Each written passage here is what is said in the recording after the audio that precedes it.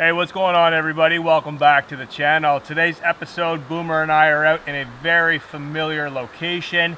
He has never been here, but we have been here a few times on the channel a couple years back. This is actually the very exact location where Rusty was first introduced to the channel. So those viewers who remember who Rusty is, this is that exact spot. I was literally sitting right here, Rusty right there, and you guys will know the whole story on that. If I remember, I'll put the video link down below in the description so those new viewers can go back and see who Rusty is, because it's actually quite hilarious. And then he had multiple other appearances on the channel later in life. So Boomer and I, we've got the tent set up today. We went with a lightweight exoskeleton tent, which you guys know is my favorite style of tent, just because it can be set up easily and taken down easily in either snow or rain. Today's forecast into tomorrow is calling for rain, but I have no idea what it's actually going to do. So we did go with a really warm sleeping pad, a really warm sleeping bag. Totally comfortable inside of there. We've got some cooking stuff set up here. I've got an old fire pit set off to the side that I used many years ago. So I think it's time to get a coffee going and then enjoy that. Shortly after that, we'll collect some firewood for this evening. So let's start on that hot coffee.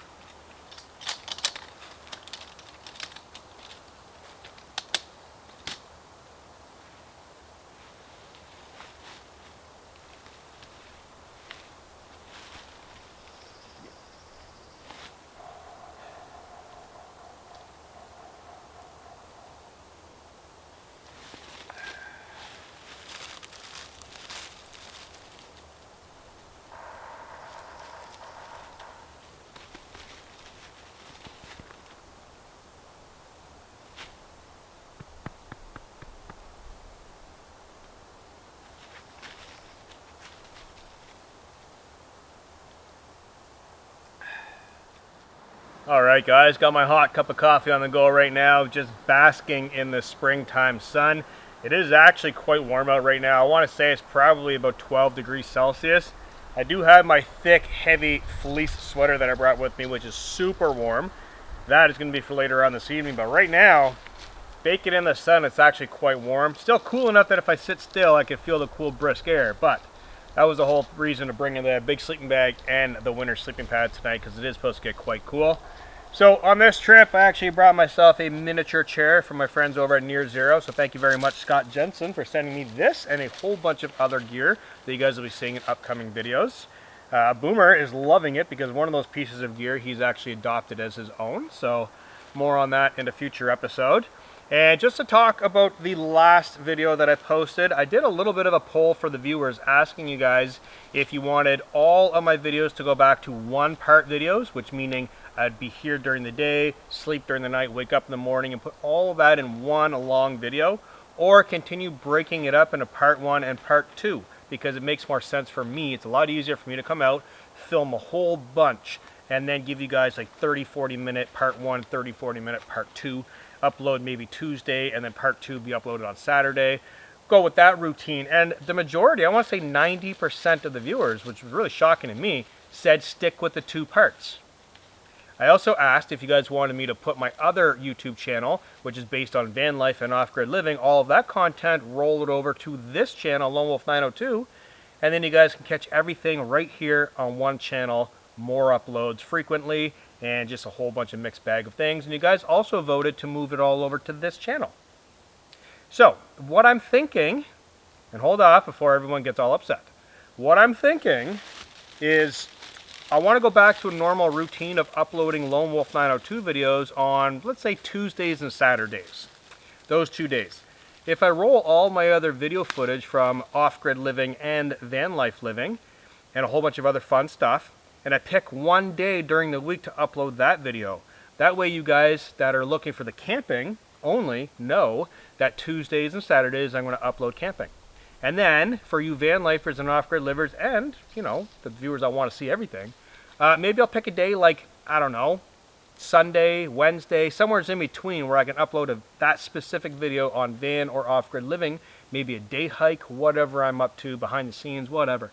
So I think that's what I'm going to do going forward within the next, I don't know, week or two, and play that by ear. And if I continue doing part 1 and part 2 videos, this is the interesting part with this. It opens up more free time for me, for my family, and also to go and film another video. So I'm out tonight filming this video. I'm going to upload it in part 1 and part 2. I'm also going to another location tomorrow night. I'm going to upload that as part 1 and part 2. Now what that means is I'm going to be going home in 2 days with 4 videos. Well, I only have to upload Tuesday and Saturday, which means I still got another Tuesday and Saturday plus a van life video on my computer at home. So then I can either stay home for a whole week and a half, or I could slip out for one night and do a big 1-part camping video for you 1-parters. That's what I'm thinking anyway. So guys, there are some changes coming to the channel. Just want to let you guys know that I have been listening to your comments. The comments were off the chain. Really positive. Thank all of you, and I'm very, very fortunate. I have probably one of the best viewer bases here on YouTube. I'm very, very interactive with the comment section, the emails, Instagram posts. I'm always in the comments asking for your feedback because I appreciate every single viewer. For the going on 6 years almost, I think 5 or 6 years now on YouTube, I definitely do not turn my back on the viewers. I still do not say subscribe, like, share, and all that nonsense. And I don't do those discount codes where, hey, this is a sponsored ad. I don't do any of that. I want to keep the channel organic and clean. So, that's my thoughts. Right now, that sound in the background is a pair of woodpeckers going to town on a tree. They've been going non-stop. So I got a feeling early in the morning they're going to be back out here, and that's going to be my alarm clock. We shall see. The wind is picking up, and there are a lot of spotty clouds. It is starting to get gray. I'm hoping the sunshine kind of gets out of here because I really would like a gray day. I like the gray feeling in the woods, not this spotty, blinding sunlight in my face, and it's very warm. So, yeah, a little bit of my thoughts. I'm going to enjoy my coffee, and then I did bring my axe and saw. There are a number of downfall trees around here, so I'm not going to have to go far for firewood. There is no fire ban in effect right now, which is why I want to have an outdoor fire during the spring. because surely enough, summer's going to get here and fire bans are going to be in restriction. So, coffee, firewood, and we'll take it from there. So cheers, guys. Let's enjoy this.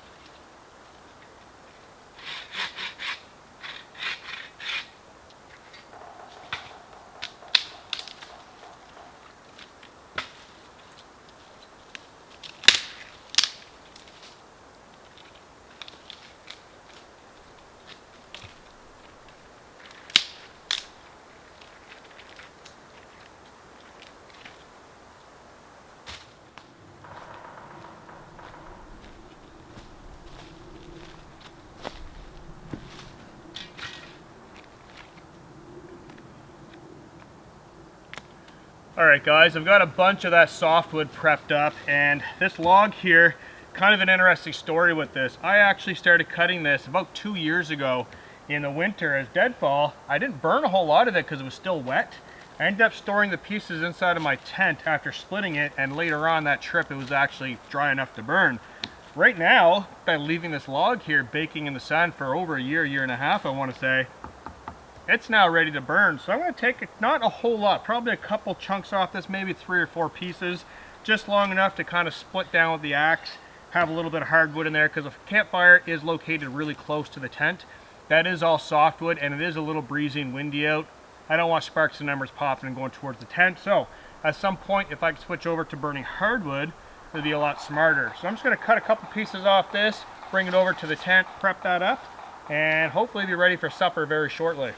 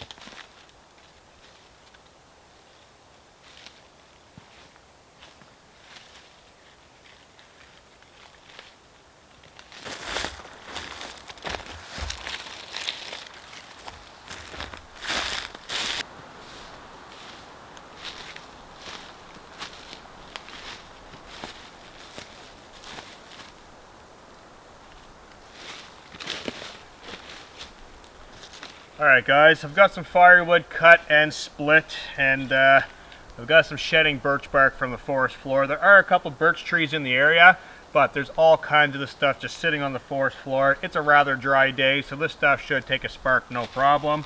I've got this existing fire pit here that I've made a long time ago, and luckily it's still here.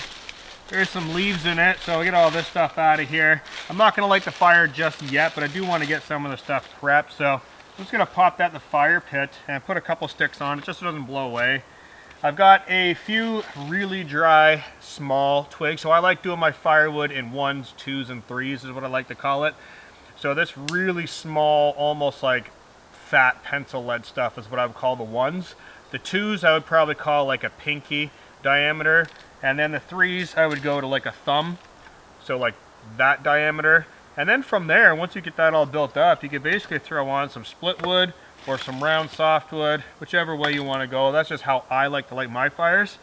Now this hardwood that I split down, it is a little bouncy, so my axe is really sharp, but cutting on bouncy ground for one, And with the ends being a little bit wet, the axe was actually bouncing off of it quite a bit. So what I was trying to do is not split it down traditional. I was actually trying to take off little slabs and then basically have the core of the wood left in a square. So I was trying to lob off little ends. The reason why I was trying to do that is because I wanted a square section of the core wood. I wanted the heartwood in a square. That way there's a lot of sharp corners. The flames really grab a hold of that and it burns really, really well because this is fairly damp. That didn't really happen that well. I got a couple slabs off it, so then I just switched to cutting it traditionally and quartering it. This should dry out no problem. It is dense. It is oak, so it's very, very dense. Or maple, sorry. So I do have it set next to the fire pit where it is going to dry out once this fire is lit. And it shouldn't be a problem after that. It is dense. It is seasoned. It's just damp. Just, you know, rain in the past few days. It's a little wet. This pine and spruce that I got here, is loaded full of resin right down at the root, right where it goes back into the tree. So that tree's been dead and on the ground for quite a while. Yeah, so there's a lot of fat wood in this. So that's going to take a spark really well. I may baton a few of these larger pieces down to size. Actually, I will. I'll do probably 2 or 3 of the really straight pieces that I've got here. And that'll give me some really dry and really dry actually, dry and resinous wood that'll catch. And this will help get the fire going. And then we'll just keep cycling some damp wood and dry wood to keep that cycle going. So basically right now I'm going to relax after I get all this split up, and it is coming on to supper time. Look at the sun now. It has actually moved quite far across the sky. I don't know what time it is, but I can tell that we've got probably about 3 more hours of sunlight. So a fair bit of time. I do want to be lounging out here this evening with the fire because there are actually some bugs out here. I haven't noticed any wood ticks, luckily, but there are a few mosquitoes and black flies, which is quite annoying.